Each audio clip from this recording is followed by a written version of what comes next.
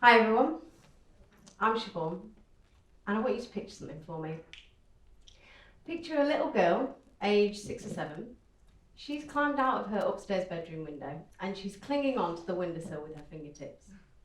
She's looking at her sister's bedroom window across the way and she's thinking, how much would I need to jump to get over to her window and pull myself back in the house?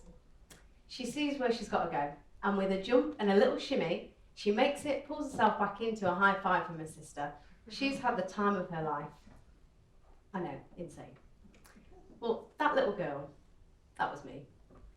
I had a very happy childhood, but when I was a kid, I had very little regard for my own personal safety. I would climb out of windows, climb up door frames, over banisters. I'd walk off into the distance without a second look back while my sister walked in the opposite direction. We used to drive our adoptive parents, or mum and dads I like to call them, absolutely crazy. This is now something I hugely regret now that I've become a parent myself. And many years later, when my husband Wayne and I were being assessed to be adoptive parents, our amazing social worker said to us that their experiences of looked after children tells them that sometimes they do have a bit of a no-fear approach, and that can lead them to get into dangerous situations. And so it's really important that our house is as safe as it can possibly be.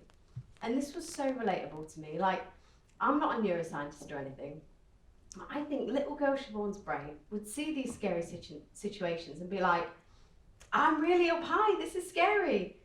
But remember, brain, you've done scary. Because when you leave your family of birth, at that time, it's probably one of the scariest things that can happen to you. More often than not, you're on your own. You're unable to effectively communicate your needs, and your tiny world is flipped completely upside down. And whether you remember it or not, it has a huge impact. And it got me thinking, my brother, sister and I, we're all successful people, we're all adopted people who've gone on to lead successful lives. We all have great jobs, and between us we founded startups and non-profits, and we each have beautiful families of our own. I'm not saying adopted people go through life without fear, because that's not the case. There's a huge amount of fear. Fear of failure, fear of loneliness, huge fear of rejection. But how is it that I went from a little girl who likes to climb out of windows for fun to the person stood in front of you today? Well, growing up, I always knew I was adopted. Our parents explained it to us in an age-appropriate way, that we didn't grow in my mum's tummy, and that this was a bit different from our peers. What we also knew is the minute they brought us home, they poured into us as much love, empathy, kindness, support, self-worth, self-love, all the ingredients that we needed to thrive. Everything from my drive and determination, my desire to do good in the world, my ability to love others and form relationships, all of it was within me, but grown and made strong by my parents. So no, I didn't grow in my mum's tummy. I most certainly grew in my parents' hearts. I sometimes find it hard to stand in my own skin and accept who I am as an adopted person without shame.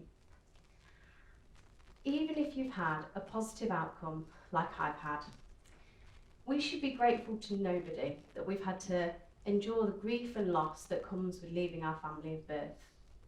And it's not fair that we live in a society that continues to fail families and young vulnerable women. If we can accept who we are, rise strong and go beyond expectations, firstly, well done, because that took so much bravery.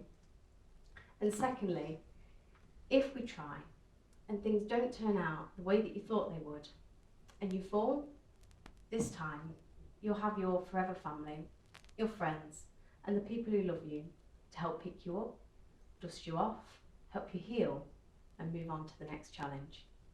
We'll never have to do scary on our own again.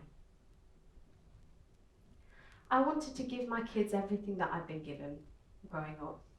And so when my husband Wayne and I and our daughter were getting ready to welcome home this whirlwind of a boy who came into our lives when we adopted him, I was worried. Like, despite my experiences, I think a lot of prospective adopters worry about, can I attach to and love a child who isn't biologically my own?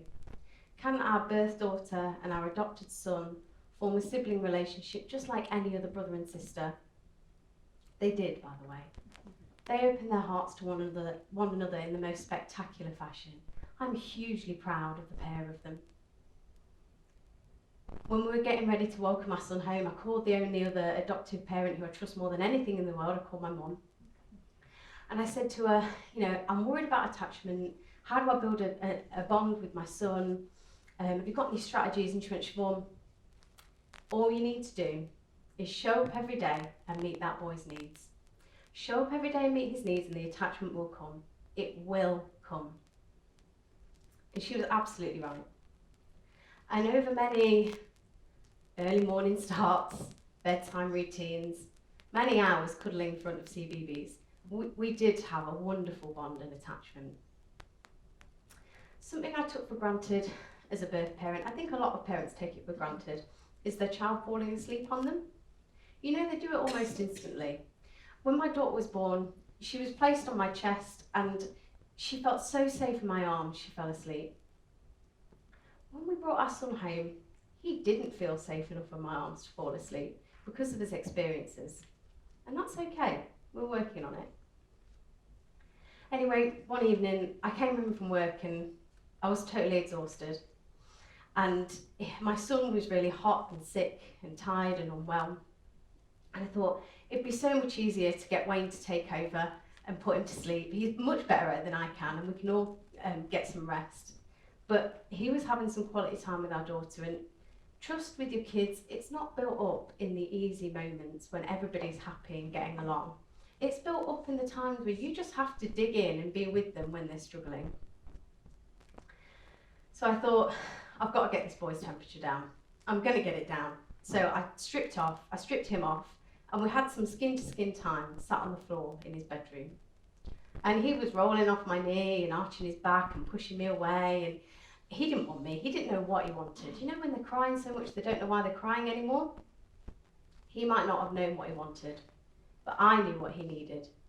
And he needed somebody to demonstrate to him that they would be there with him no matter how much he was struggling. He needed me to show him that I would be there for him no matter what, and I wasn't going anywhere. So I just held him while he cried. I held him in my arms and I shushed and patted him. I just stayed with him, and eventually the crying turned into a bit more of a hiccup, and then after a little while longer I kept shushing and patting him, holding him in my arms, and I felt his body slowly relax. And after a little while longer he put his head on my chest and he put his hand right here, and I kept shushing and patting him, and eventually I watched his eyes slowly close. And he fell asleep on me, in my arms, for the very first time. I'm fighting off all urges to jump for joy and punch the air. Yes! Let's not wake him. I quietly reflected to myself, you know what, you've earned that. You earned that trust. You worked hard every day, even when it wasn't easy, to build trust with that boy. Trust and love and affection from our kids, it's a gift and a privilege, and our kids, especially our adopted kids, owe us absolutely nothing. I worked hard to make him feel safe, and he fell asleep. When me and Wayne were being assessed, we had a training social worker said something to us. It really stuck with us, and I want to share it with you today. She told us to collect the diamonds. Those diamond moments with your kids, they don't have to be big moments, they don't have to be particularly happy moments. They can be anything from a look, a smile, a squeeze of the hand, a pause, a moment in time. Collect those moments and stick them in a diamond reserve, because parenting is hard, right? Birth parenting, adoptive parenting, or any other kind of parenting in between. You need that diamond reserve to dig into so that you can stay present with your kids when things are difficult. Well, right there and then, half-dressed, uncomfortable on my son's floor against his wall, holding my sleeping boy in my arm for the very first time, that was our diamond moment. And we've had so many more, the four of us as a family, since then. What I'd say to all of you out there is to go out and start collecting yours. Thank you.